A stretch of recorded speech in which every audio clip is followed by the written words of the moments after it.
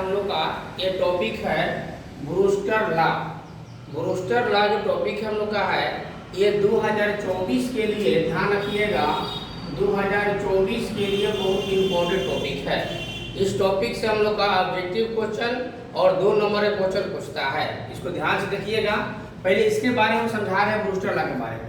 देखिए ये हमारा एक सरफेस हो गया, ये ऐसा सरफेस है जो 2 मीडियमों को अलग करता है। नीचे वाला जो है ये डेंसर मीडियम है और ऊपर वाला हम लोग का रेयर मीडियम है। ठीक है, ये हम लोग का नॉर्मल है। इसके बारे में पीछे हम लोग पढ़े हुए हैं। ये नॉर्मल है, ठीक है। अब यहाँ से जो रे आता है, ये आने वाले रे को हम लोग इंसिडेंट रे कहते हैं। आने वाले रे को इंसिडेंट रे कहते हैं और यहाँ जो एंगल बनेगा उसको एंगल आई कहते हैं। ठीक है, और जिस मीडियम से आ रहा है उसी मीडियम में अगर रिटर्न कर जाता है इसको हम लोग रिफ्लेक्टेड रे कहते हैं। ठीक है, जिसको हम लोग एंगल आर से डिनोट करते हैं। पीछे पढ़े हैं। अगर ये जो फर्स्ट मीडियम से सेकेंड मीडियम में जाता है, ये फर्स्ट मीडियम हो गया, सेकेंड मीडियम हो गया। जब फर्स्ट मीडियम से सेकेंड मीडियम में जाता है तो नॉर्मल की ओर बाइंड करता है। ये भी हम लोग पढ़े हुए हैं, ऐसे नॉर्मल की ओर बाइंड करता है। तो ये जो एंगल बनता है इसको भी हम लोग आर ही कहते हैं। ये भी आर है, ये भी आर है, इसलिए इसको आर डैश कर लेते हैं, ध्यान रखिएगा। ठीक है, और ये रिफ्लेक्टेड रे और रिफ्लेक्टेड रे के बीच का जो एंगल है ये दोनों जो है एक दूसरे के परपेंडिकुलर होता है, यानी कि इसका वैल्यू जो है π/2 लिख सकते हैं या 90 डिग्री लिख सकते हैं। ठीक है, इसी के बारे में ब्रूस्टर बताए थे। ब्रूस्टर बताए थे यहाँ पर कि the refractive index, refractive index को हम लोग न्यू मानते हैं। Refractive index of the refractive medium, refractive medium कौन सा, रिफ्रैक्टिव इंडेक्स जो है वो numerically equal to the tangent of the angle of polarization. तो पोलराइजेशन एंगल ऑफ पोलराइजेशन को थीटा पी से डिनोट करते हैं। एंगल ऑफ पोलराइजेशन को थीटा पी से डिनोट करते हैं, इसको पीछे पढ़ाए हैं। तो ये ब्रूस्टर कर रहे हैं कि mu equal to tan theta P होता है।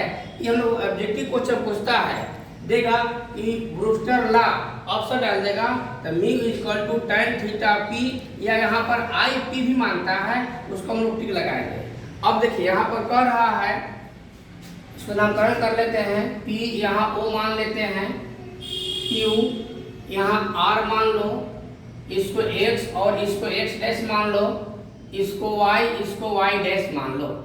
ठीक है, अब कह रहा है यहाँ पर देखिए reflected component and refracted component. Reflected और रिफ्रैक्टेड दोनों जो है एक दूसरे के परपेंडिकुलर होता है, ध्यान रखिएगा। रिफ्लेक्टेड और रिफ्रैक्टेड जो रे है, कंपोनेंट है, वो एक दूसरे के परपेंडिकुलर होता है, यानी कि दोनों के बीच के जो एंगल है वो 90 डिग्री बनता है। यानी कह सकते हैं कि ROQ इक्वल टू 90 डिग्री। ध्यान रखिएगा, इसको आपने देखिए ये जो हम लोग का ब्रूस्टर जो अपना ला दिया है वो है, और ये अपने ब्रूस्टर का ही कथन है कि रिफ्लेक्टेड और रिफ्रैक्टेड के बीच का जो एंगल है वो 90 डिग्री होता है, यानी परपेंडिकुलर होता है। अब देखिए इसको प्रूव करने के लिए हमको इतना लाना है, mu equal to tan theta P. इसको ध्यान रखिएगा कि हम लाएंगे यहाँ पर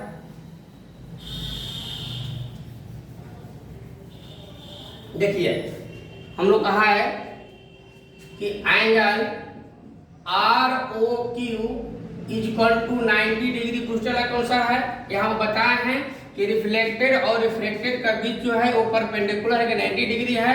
अब इसमें देखिए इसमें ये एंगल है और ये एंगल है, इसको हम लिख सकते हैं यहाँ पर angle ROX plus angle XOQ equal to 90 degree. ध्यान दीजिएगा, यानी ये एंगल और प्लस ये एंगल पूरा एंगल के इक्वल है, ये दोनों का वैल्यू 90 डिग्री के इक्वल हो जाएगा।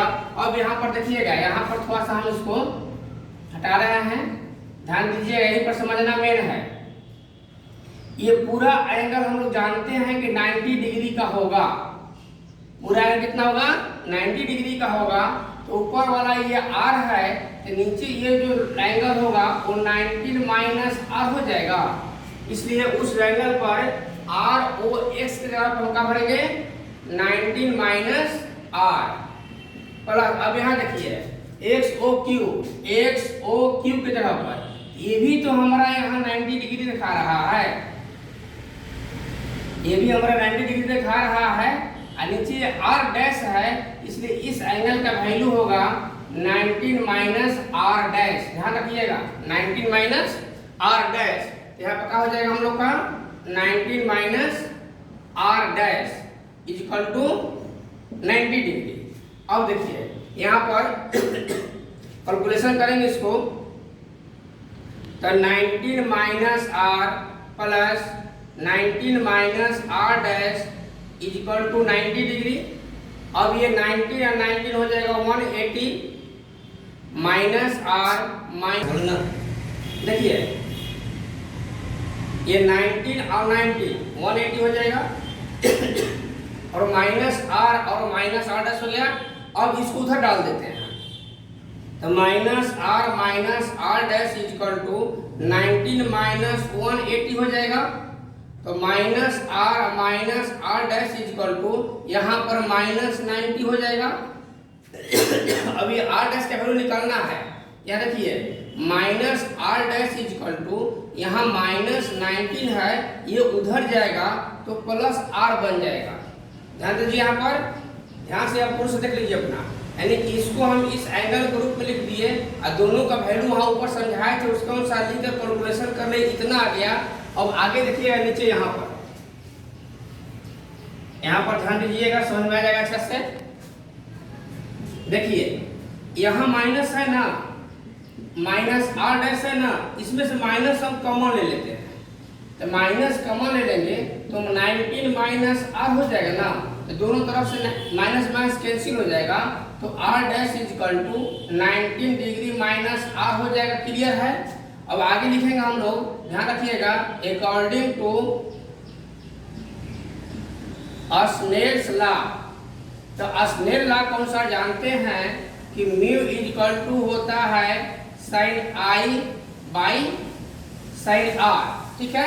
अब यहाँ एक बार समझ लीजिए फिर से, हम लोग जानते हैं कि ये एंगल और ये एंगल दोनों एक दूसरे की इक्वल होता है, तो यहाँ लिख देंगे साइड में, but angle I is equal to angle R होता है और ये एंगल जो है थीटा P के इक्वल होगा, क्योंकि यहाँ पर पोलराइजेशन एंगल दोनों थीटा P माने हैं। यहाँ पर देखिए, यहाँ पर हम R डैश लिखेंगे, यहाँ पर नीचे R डैश है, यहाँ पर R डैश लिखना है, तो mu is equal to sine, जहाँ I है वहाँ थीटा P लिख सकते हैं ना, थीटा P कर दिए, यहाँ पर साइन, और जहाँ R डैश है देखिए यहाँ पर R डैश है, उसका वैल्यू यहाँ पुट कर देंगे हम लोग 19 डिग्री माइनस R।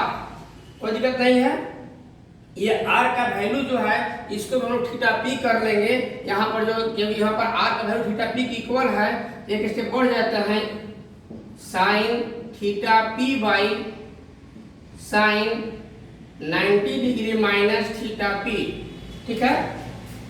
अब यहाँ देखिए थोड़ा सा, तो mu is equal to sine, ये थीटा P ज्यों का त्यों रहेगा, यहाँ पर sine 90 minus theta is equal to होता है कॉस थीटा। आप लोग जानते होंगे कि 90 minus theta is equal to होता है क्या, कॉस थीटा।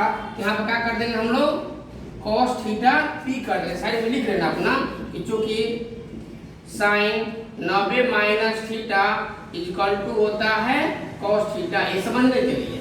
तो sine by cos is equal to क्या हो जाएगा, tan, यानी कि यहाँ पर लिख देंगे हम लोग tan थीटा P। ऐसे आता है हम लोग का ब्रूटल अप्रूव करने के लिए, इसको अप्रूव करेंगे। आप पूरा साफ साफ देख लीजिए, इसको उतार लीजिएगा, जहां पर अगर दिक्कत हो तो कमेंट में पूछ लीजिएगा, फिर दोबारा बता देंगे।